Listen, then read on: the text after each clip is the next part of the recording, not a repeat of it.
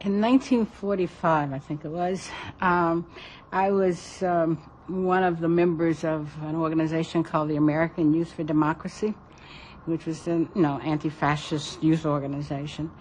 And we were recruiting members and so on. And the person who got the most was to go to the Erlanger Theater in Chicago to see Paul Robeson and Uta Hagen and Jose Ferrer in Othello. And so those of us who won got a chance to go backstage to meet him. So that was the first time that I met Paul Robeson. You won? I won, yes. That's good. Were you always, did your commitment to left politics come out of family, or was it out of experience, personal experience? Primarily out of experience, but my father was a trade unionist, What do you think?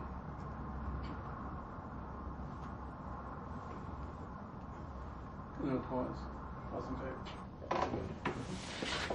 Okay, so basically it was in the 40s. So yeah. Now, were you aware? Start back. Well, you have to understand that the World War II is going on, and it was the good thing to be, progressive and left at that time. Explain, I'm sorry. Mm-hmm. Okay, roll. Good. So, it's in the 40s. What kind of position was Robeson in? How was he viewed by left people? How was he viewed by the mainstream when you first got introduced to him? When I was first introduced to him, he was a hero on the left. There's no question about it. But I also think he was a general hero among black people. There were different ways in which people saw his movies. Black people saw his movies. Some thought it was a step in the door, and therefore it was an important contribution that he was made. Some were critical because they felt that he was doing it just to make money, and they didn't see that he was being the artist that he wanted to be. But by and large, I think that African Americans saw him pretty much like they saw Lena Horne and other folks who acted in that period. And so that's how I remember people seeing him. And then when he appeared in Othello, it was a major thing. It was a major thing in the black community. I lived in a housing project, which was one of these experimental projects called Cabrini, where it was before it was Cabrini Green, where it was completely mixed in terms of the population. And people were just, they were gaga-eyed over the whole idea that Paul Robeson would come into that project, which he did, because there were a group of people who lived there and worked in the progressive movement, and they were anti-fascist and so on. So you could see it there, but you could also see it in the churches and so on, where people really did admire him a great deal. Now, within left circles, was there any tension being left and black? Always, from the very beginning. I remember even as a kid, 13, 14 years old, where kids would say, well, my mother says, why are you involved with these communists, and that was even before it was Communist Party. It was in that little brief period of the Browder period, before 46. And they were still kind of not anti-communist, but, why mess yourself up with that? Black folks go to church, and that's what we do. We're in politics. We vote for William L. Dawson. And, that's what we do. We're precinct captains, but we don't mess around with communists, Okay. Now,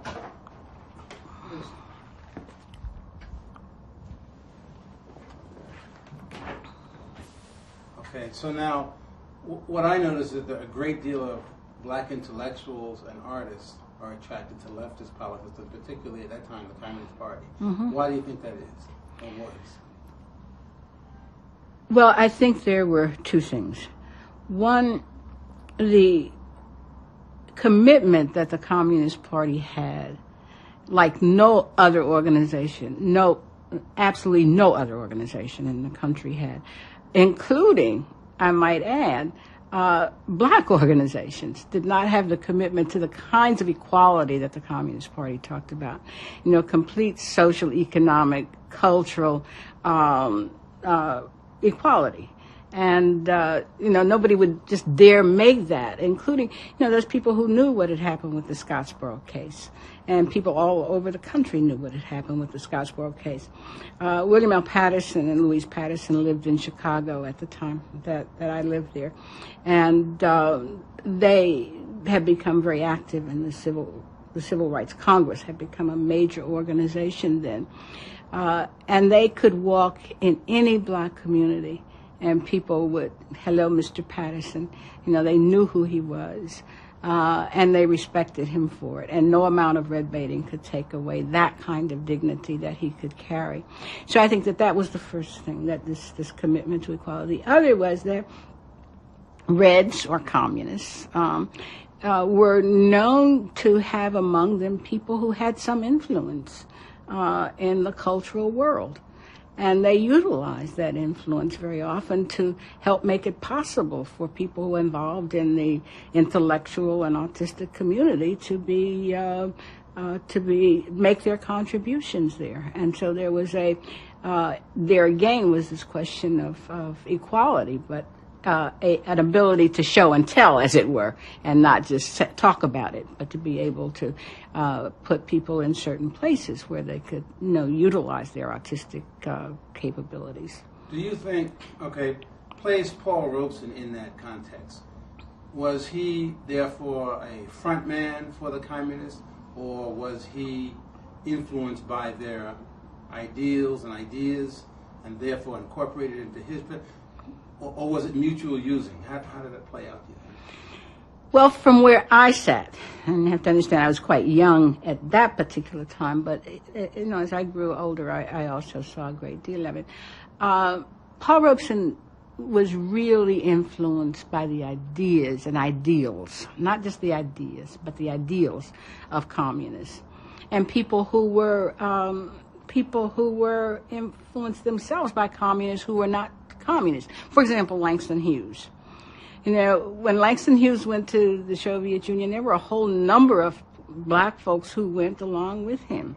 And when they came back, they not only talked to, tried to talk to the media, they talked to each other.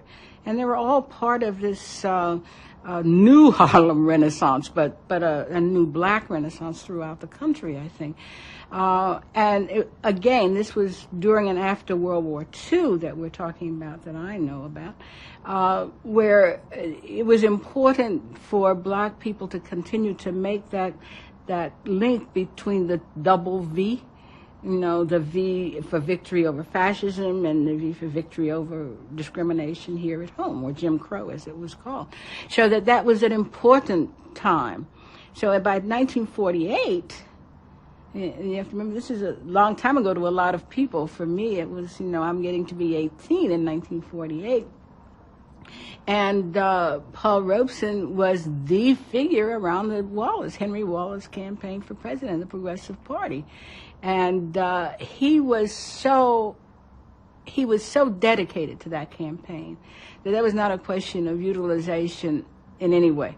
This was a question of being a committed human being to the practices of what he thought would make some changes in this country, that we could finally get to a point where we would come to fruition this whole idea of this double V. A couple of things that some specifics I need to know, like, did the party take orders from the Soviet Union in formulating African American policies? My own concept of this right now, I knew a man whose name was Cyril Briggs. I knew Cyril very, very well. We had lunch every week, for 20 years. So I knew Cyril very, very well. Could you explain who he is? Cyril Briggs was the person from the the Blood Brotherhood from 1917, and he's a journalist, had come from the West Indies. and he was the person most responsible for the writing around this whole idea of self-determination for people in the Black Belt. The Black Belt of the United States. And an age-old communist who joined, I guess, the Communist Party in the very early 20s. But, Cyril and I used to talk about this a great deal.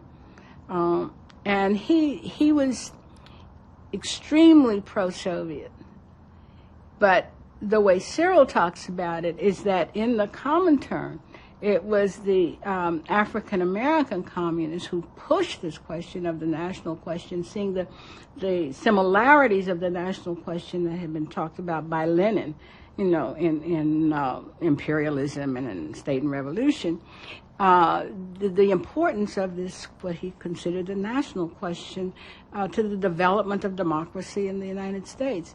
And that was pushed in the Comintern coming from the United States, not coming from the Soviet Union to the Comintern. So do you see what I'm saying? Got it. Okay. And in relation to that,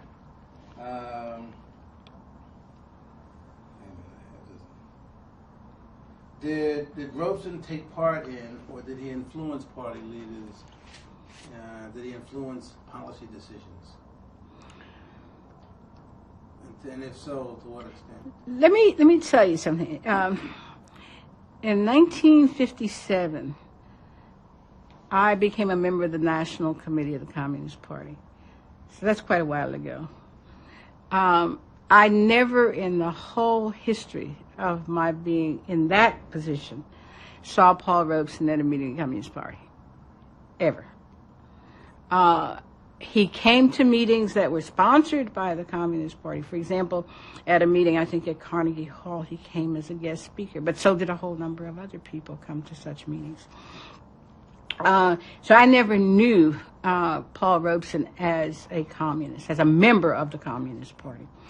I went to a meeting where, a big meeting, I can't remember because I didn't live in New York at the time, I lived in Los Angeles, where he came to talk on the issue of the the atom bomb, and the development of it, and what was going on with the development more of hydrogen bombs and so on.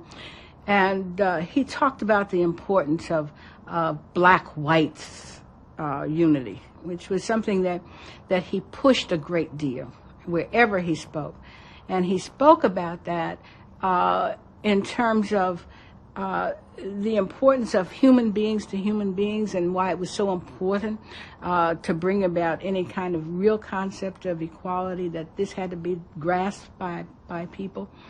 And I remember when his son, Paul Jr., was getting married, and he spoke just basically in a big meeting about the importance of this relationship between his son, an African American, and another people who had been so oppressed, the Jewish people in the United States. And he was just very open and above board about these questions. And I think that they were heartfelt. I mean, and if anything you could ever see about Paul Robeson, what he thought, you could see it in his face. You really could. This man was really very much involved in what he thought and what other people thought. And I remember going to see him in Los Angeles at the home of Pettis Perry. Now, Pettis Perry was another member of the Communist Party, and many people didn't know about Pettis, that until he was well into his 40s, he could not read or write. And not only learned after he felt that it was important to learn to read and write, but he learned to read and write in Spanish as well. And he was completely fluent in Spanish, completely. But they lived in a very small house. He had 3 boys. 2 of the younger ones were my son's friends. And his Pettis' wife was Italian. And very early in the morning, Pettis called up and called me at home, and I was on my way to work. And he said, "Come over, I have a special guest for you to meet." And I went over, and there is sitting this giant Paul Robeson, right? And they had a small house so that the kitchen table, a little round one, would sit right there in the doorway, kind of. And I remember Pettis would scramble eggs, and I never liked the way he scrambled eggs because he scrambled them in the skillet, and I wanted mine beaten. But anyway, he had made these eggs for Paul. And Paul is sitting with his legs out in the living room and his body kind of in the kitchen because he was such a big man. But it wasn't a question of humble. I mean, he was just completely at home there. I mean, he was just completely, and that kids would walk by and sit on his lap and grab him and stuff, and he, leave me alone right now. I mean, that kind of thing. He was an amazing man. So I can't imagine anybody dictating to Paul Robeson policy. I can imagine people having a major discussion with him. But, the book I showed you before, the first autograph there was from Ben Davis, right? And I was really very pleased because the book had just been published, and Ben said he wanted to give me something because I was visiting New York, and I was at his house, and so he wrote that, and it was really very nice. His daughter had just been born, and it was at Pettis's house that I had given him this book to sign. And that's how it happens that they're both in the same book. It wasn't at the same time. And then, but I'm going back and forth, and I realize... That's okay. That's okay. Oh. Did Paul have he was humble and at home, but did he also have a sense of who he was? I mean, do you think? Oh, yes. Yeah, I don't mean who he was as a person, No. but in terms of his importance as a celebrity, as a persona. As a celebrity. I think he knew he was a celebrity, and I think he felt it. I felt he deserved it. But it didn't, seemed very often to hamper what he wanted to do more than it was helping him do what he wanted to do. Which is why he did what he did, I think, to break from yielding to what Hollywood was demanding of him. He could have. What was his relationship to Ben Davis? They were very close. They were very, very close. And he would, I think part of it had to do with the fact that Ben Davis had been a city councilman and that Paul had been helpful in that campaign. He was. Because he was very, very, very much involved in anything that was happening, in the black community. And because Ben was city councilman right after Adam Clayton Powell. When you say he was involved, how did Paul? He would come to meetings meetings where Ben was speaking, or he would speak, on the platform. And as you recall, he was also supportive around Vito Marcantonio. So it was, it was not a surprise that he would be active in another progressive campaign. And toward the end, of course, Adam Clayton Powell even supported Ben. So it wasn't just a question that it was, you were a communist to support him, but, you were a progressive and you would support him. And clearly you had to be supported by somebody because you won. But he became a city councilman. When Paul basically campaigned for Ben Davis, what were the odds? What were the odds of Ben Davis winning? Wasn't a sure thing. Well, it certainly was not a sure thing. But because you have to remember, Ben had a tremendous amount of support in Harlem. He always lived up here. He lived over there 148th and Riverside forever, So, it wasn't that he was an unknown in the community. And there were a lot of things that had been done. For example, Hope Stevens, who was certainly not, I shouldn't say certainly, Hope Stevens, who was not a member of the Communist Party, but was certainly involved in all this business about getting black bus drivers in Harlem and so on. Well, these are campaigns that these folks worked on together. Or Michelle, from Michelle's bookstore. And, all these people, communists and non-communists, who worked together in Harlem. And I think it was around that time that black people were less anti-communist than they were before. As a matter of fact, there was an article, an editorial in the Amsterdam News, and I think it was in 1959, and it said, where are the communists now that we need them, or something like that. It was some demonstration that was taking place, and the editorial, of course, went on to show that the communists could not be there at that time because it was kind of the height of the repression. What about was Ben Davis an advisor and confidant, older brother type, or were they buddies? Oh, they were more like buddies. They were buddies. I mean, they had dinner together. They went out together. They were friends. Yeah. What about William Patterson? I think Pat and Robeson were also very close as friends.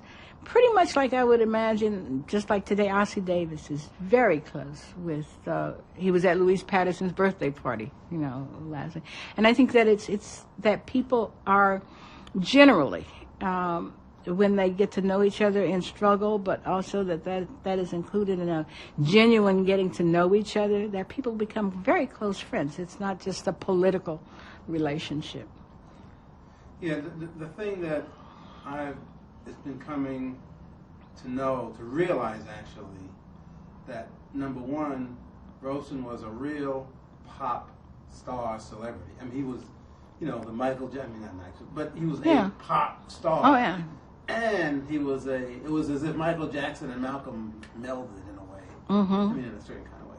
And that's a hard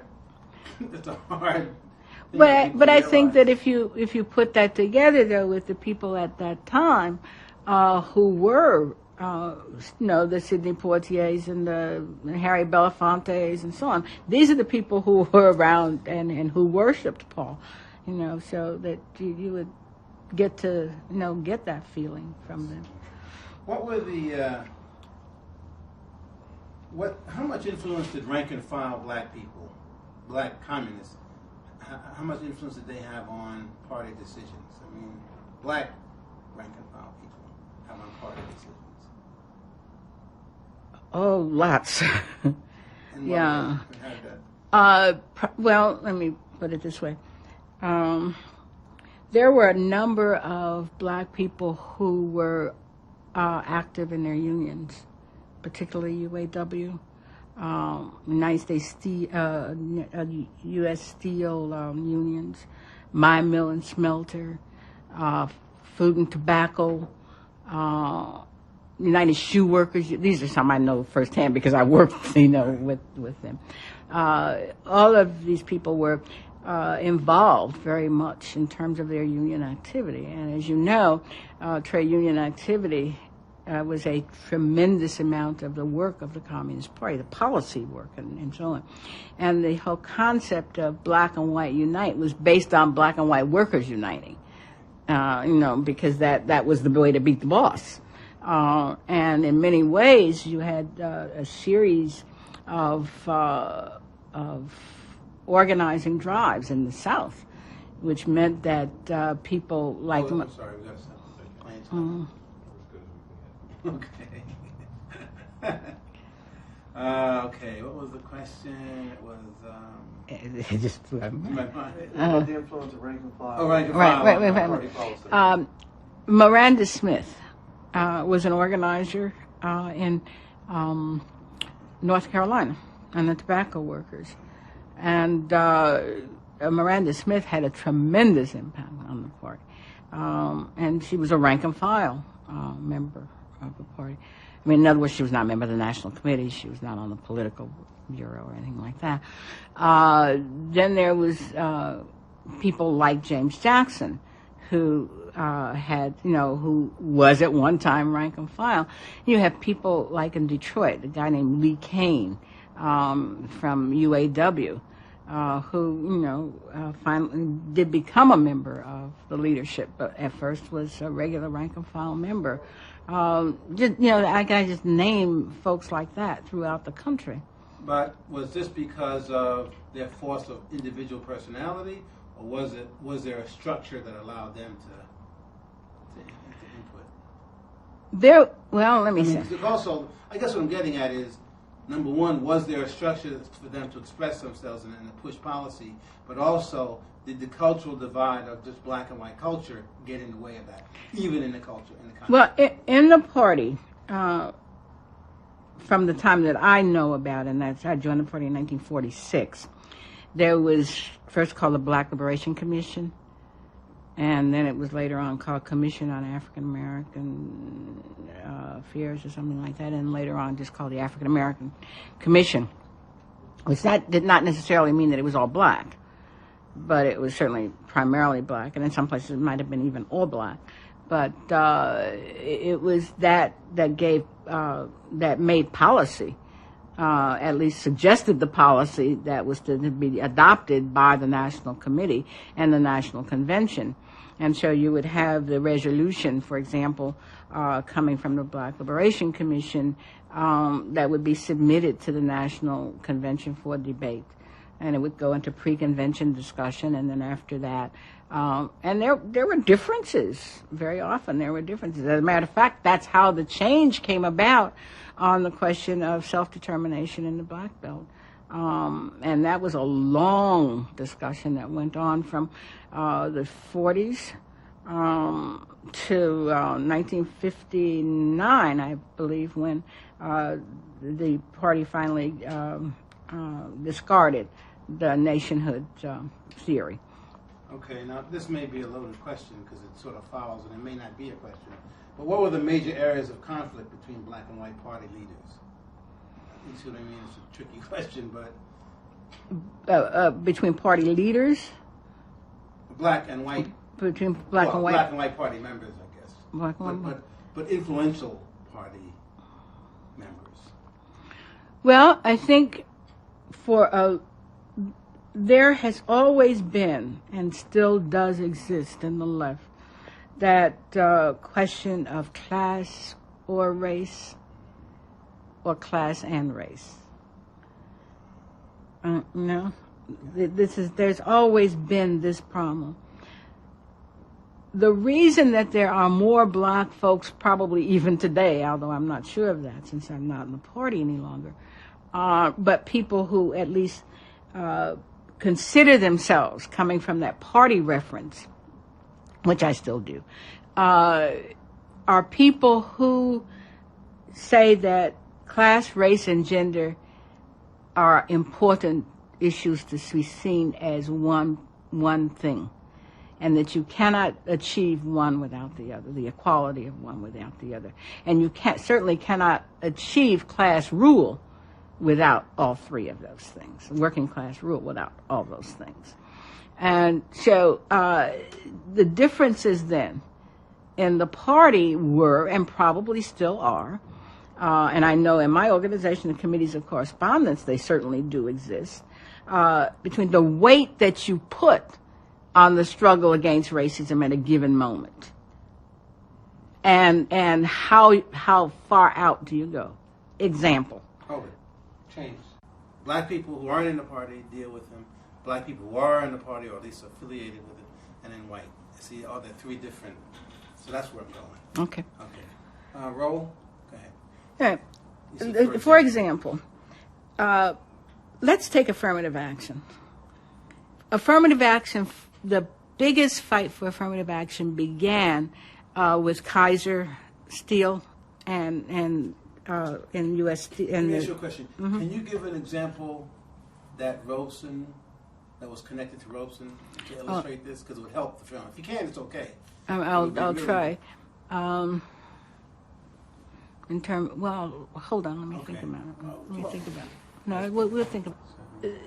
There was the question in the cultural field, among both between black people and other black people, and between black and white communists, as to how they viewed Richard Wright, for example, right, and the work that he was doing.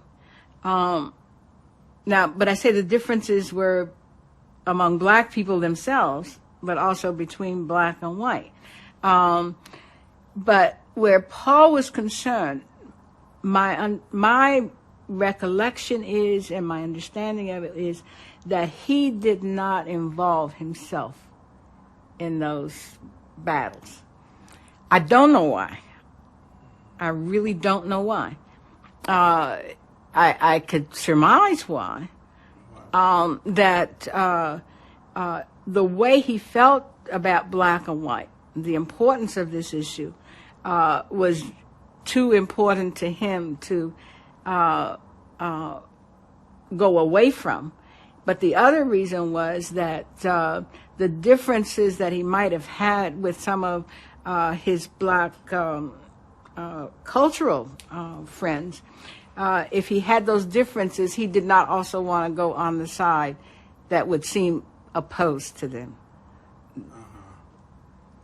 And I think he would have differed, and just in discussions, I think he would have differed with some of the cultural directions in terms of. Specifically, what do you think his position was? Well, I think in terms of how black people were shown with each other and shown with whites, and I think he would have, he might have, I don't want to say would have, but he might have seen that they were moving too far into, away from normal black life to that in terms of the more deprived. I don't want to use a word like depraved. I want to use like Bigger Thomas, that influence. And I think there are a lot of people who felt that way. And I tell you where you could see the difference. John O'Killens, and then we heard the Thunder or Youngblood, and the difference between how one would see that and how one would see Richard Wright's Black Boy. Right, gotcha. You know what I'm saying? That I'm not doing this well, but so maybe I'll get it around. I know what you're trying to say. Okay. And I think that possibly there might have been those private discussions, but I don't think that those were ever anywhere public discussions. Okay, so let's say around Peekskill, for example, which essentially was a white left sponsored concert, pretty much. I mean, well, left. Okay, but when after the first concert they had this big meeting in Harlem, and then there was a march by black Harlemites to support Paul. Right. Okay? So that, I mean, now, so you've got, I mean, that, you've got those three elements we were talking about all play a role, but all of them support Paul. Exactly. See what I mean? Okay, you got to say that for me. I guess that's what I think you're trying to say. Yeah. But I needed it around Paul as opposed to. And because I needed an incident where there are identifiable elements: black left, black working class, non-political, and white left. All right, well, but they all kind of. Okay, then I think I know. Yeah, that's what I mean. In 1951 and 50s, early 50s, the Civil Rights Congress presented the We Charge Genocide petition to the United Nations. And it was done in Paris, and it was done in New York. None of the organizations, the black organizations, or organizations committed to the equality of black people, supported that, right? But it was clearly people like Paul Robeson who made a major effort.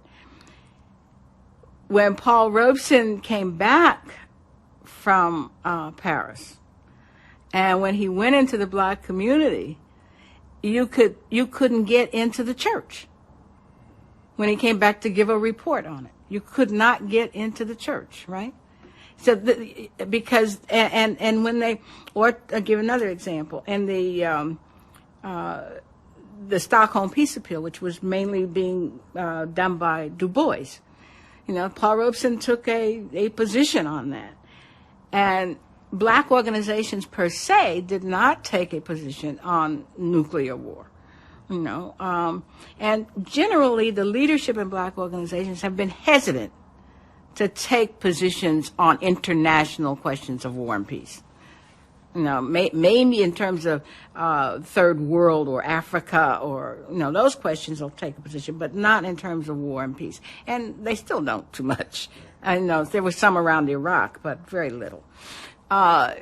So people who do go out on that, quote, limb, may not be speaking in the name of black people. But when they come back to say what they did say, they will get all the encouragement in the world from masses of black people. Okay. Do you see what I'm saying? So when people say that so-and-so, that Paul Robeson didn't speak for them, they're talking about the Walter White from the NAACP. But at the same time, when you come back and say that Paul Robeson spoke for me when he was there, what you could see by the concerts. And people would have had to go to those concerts, or maybe you need to listen to some albums, some recordings. These were concerts where the audience joined in. These are the old, pre-freedom song kind of concerts, where the whole community turned out to do security for Paul Robeson. When whites would threaten that he could not come to Chicago, he could not cross LaSalle Street to come in, to come into Chicago to the black community, the whole community turned out and just walked down the street with him. I mean, it was an amazing thing. They couldn't get into these churches. They couldn't get into the halls. They were so full.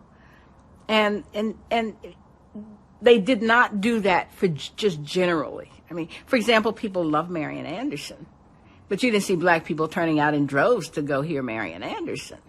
Would you say during the passport time that this also operated? Absolutely.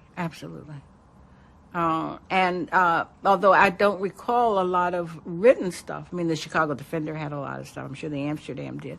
The Sentinel in Los Angeles did. Charlotta Bass, of course, in the California Eagle, did tremendous editorials on this. But basically, there was not the support around in the leadership of the black community and the passport struggle. But among the rank and file in the black community, there was tremendous support, just tremendous support.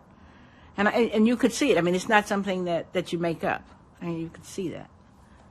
Okay. Let me, Robeson's role in fighting the Smith Act for the Smith Act defendants. Could you talk about that? People sort of need to know that. We don't really have anybody to discuss what the Smith Act was, and who got jammed, and what Paul did to support.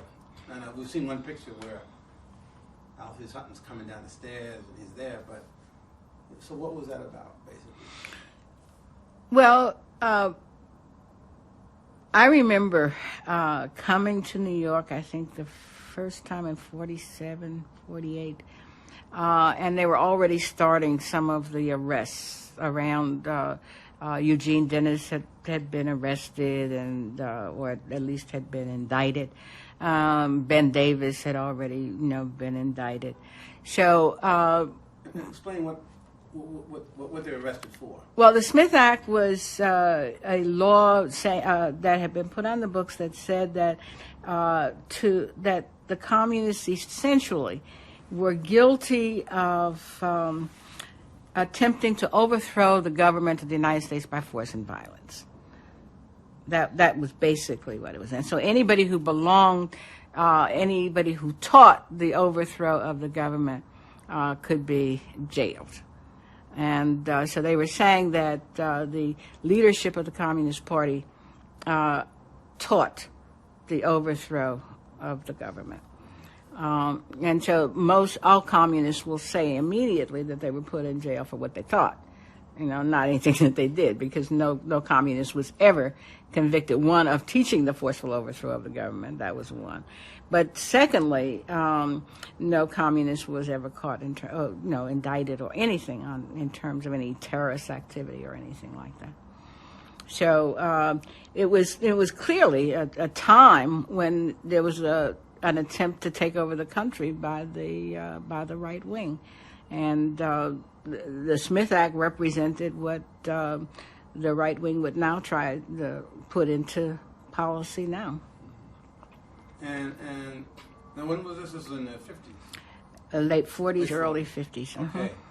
What was Paul's role in this? Well, he was pretty outspoken in terms of who his friends were, and no one was going to dictate to him who his friends were. He was also very pro-Soviet from World War II, and he continued to be pro-Soviet during this whole thing, because most of it, of course, was that the idea of people disliking communists was because they had allegiance to another country, right? And so the allegiance was supposed to have been to the Soviet Union. And Paul Robeson talked about what he thought about the Soviet Union, and that he did not see this as a country in any way trying to vie for to overtake the United States or anything like that.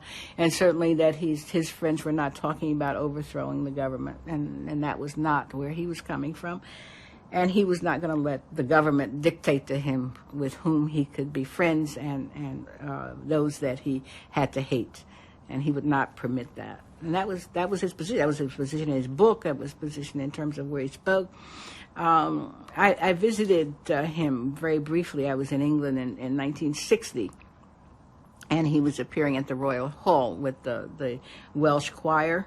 And he made that kind of speech kind of at the closing of his appearance there. And it was a very important speech, and people in London could understand it more than people in New York, but it was definitely there.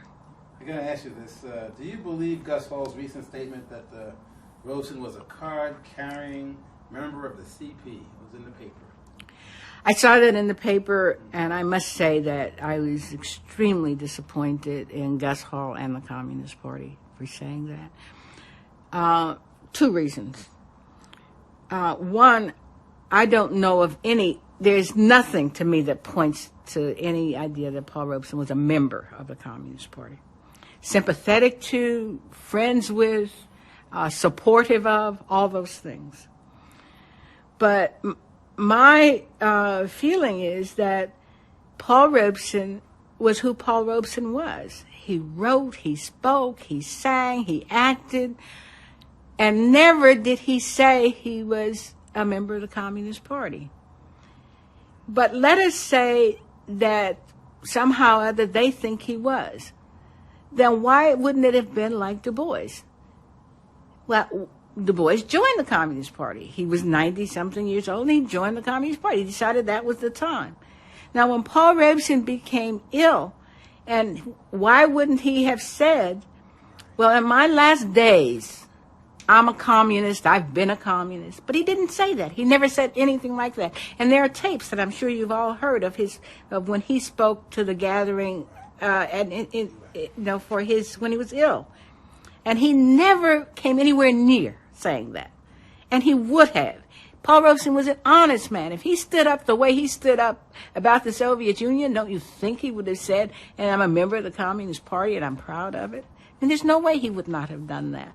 And I think that this is some claim based on his support of the Communist Party to bring in somebody that everybody now loves and cherishes, to up the respect for the Communist Party.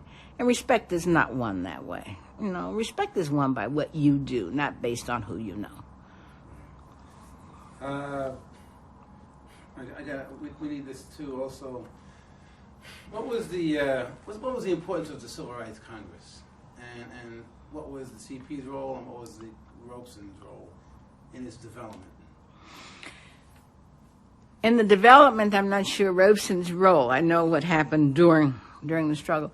It was a very important. You say the Civil Rights Congress The Civil Rights Congress came out of really the fact that the NAACP was not doing what many people thought it should be doing, and that there should be something to the left of the NAACP that would really challenge the government on this question of lynching. That was one of the big things. But also all of the other civil rights questions. Let's pause. Okay. The Civil Rights Congress was an organization that came out of the necessity of people wanting to challenge the government to do more on this question, specifically around lynching. I'm sorry. Okay. Train, helicopter. Okay, here we go. Okay. Yeah, we're on. All right. The Civil Rights Congress was an organization that grew out of the necessity, in the thinking and part of some people, to move to the left and to challenge the government on this question of the fight for equality and against racism, but particularly on the question of lynching. In that time, there were so many lynchings going on, and frame-ups and rape cases where black men were being just sent, so summarily to prison and the death penalty. And this was a time when it didn't take very much to do that. It still doesn't, but it takes a little bit more now. And the Civil Rights Congress, which had come out of the whole idea of the International Labor Defense, which had defended the Scottsboro defendants, they were the same people. And so William L. Patterson. Freeze. Pause. Okay, roll and William L. Patterson was the person who, as he had pulled together this mass movement around the Scottsboro case, and knew that it would take a mass movement to defend the Scottsboros. And that was all it. That was his idea around Angela Davis. That was his idea around the Black Panther Party. Pat knew that movements and people needed defense, and they needed mass defense in order to win. And so in so doing, he pulled around the Civil Rights Congress a number of artists, and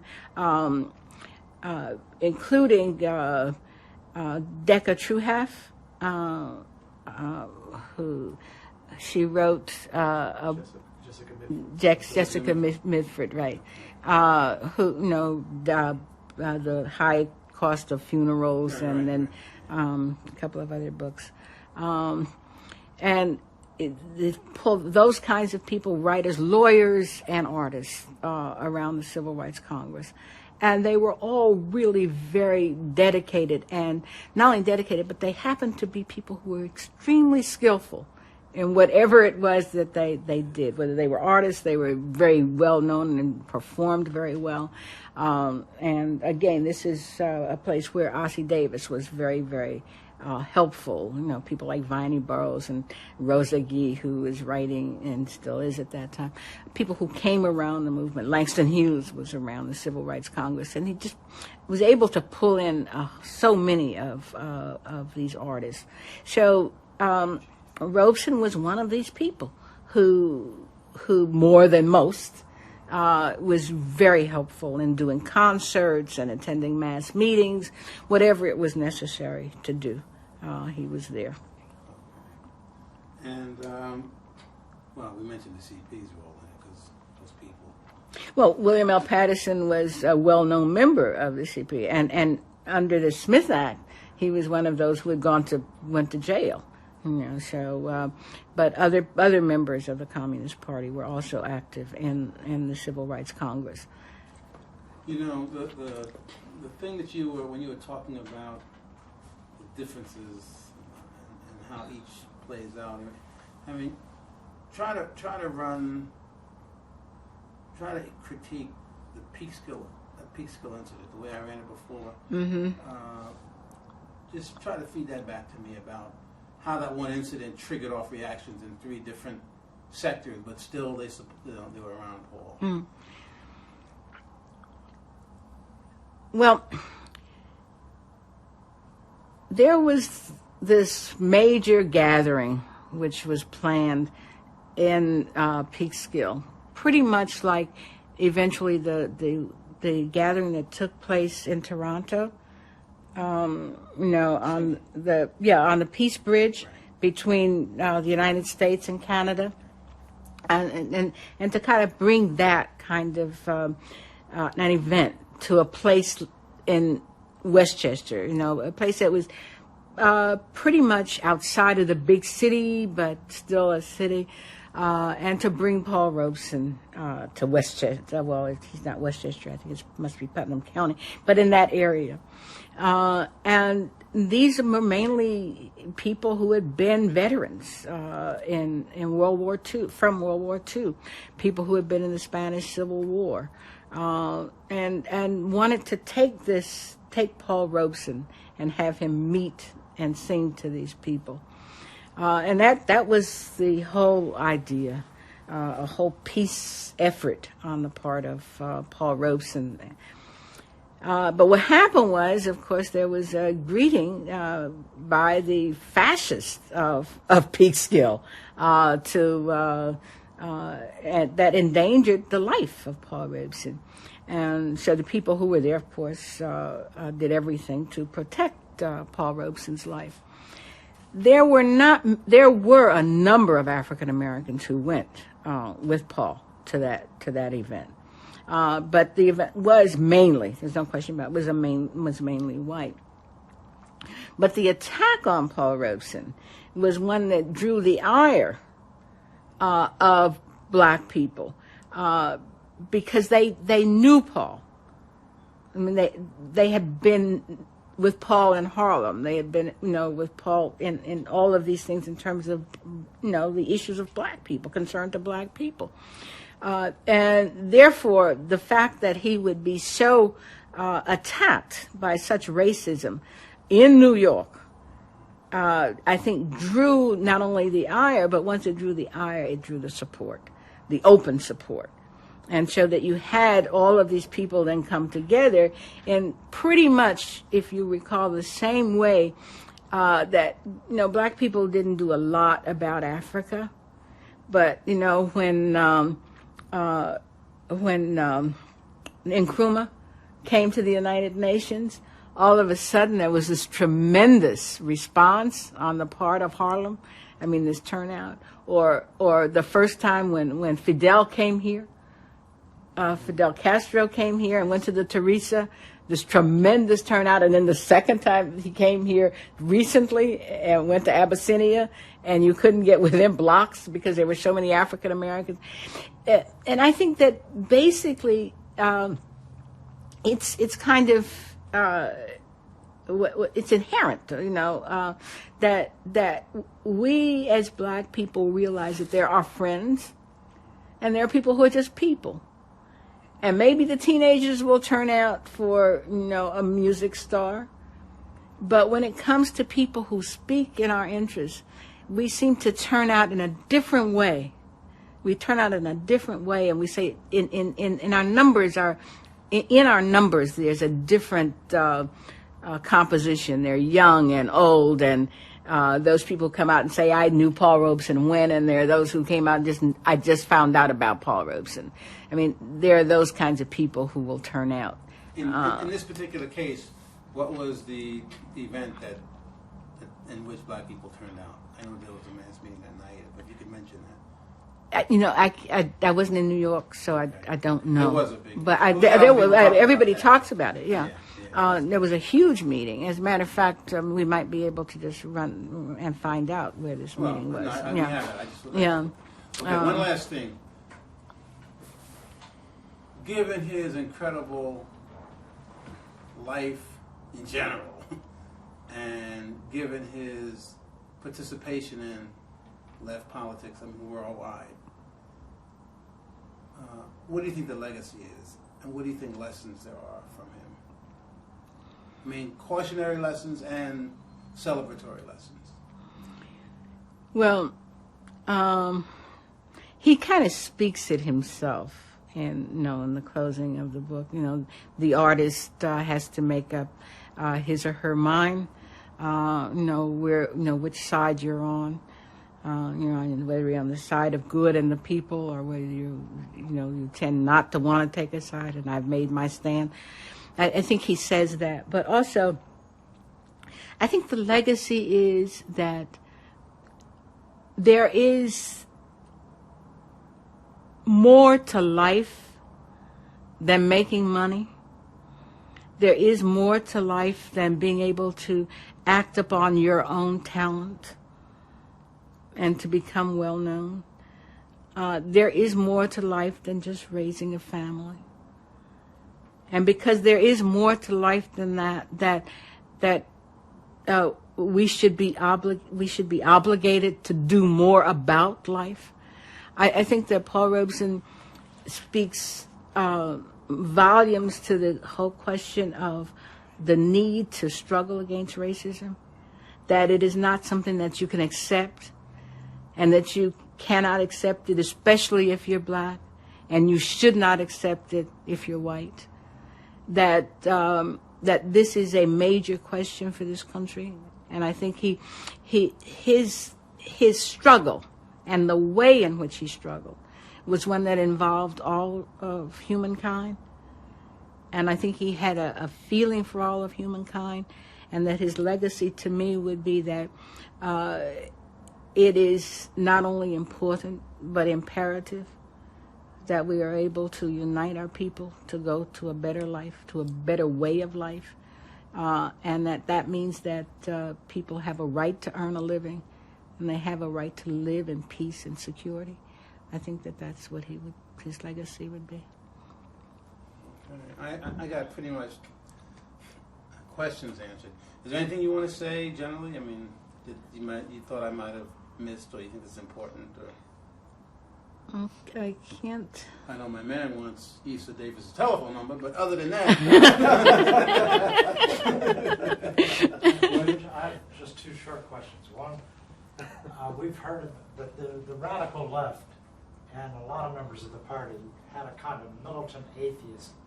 How did they deal with Robeson's devout Christian background, spirit, and the fact that he was a devout Christian? Did that ever come up? Was it ever talked about?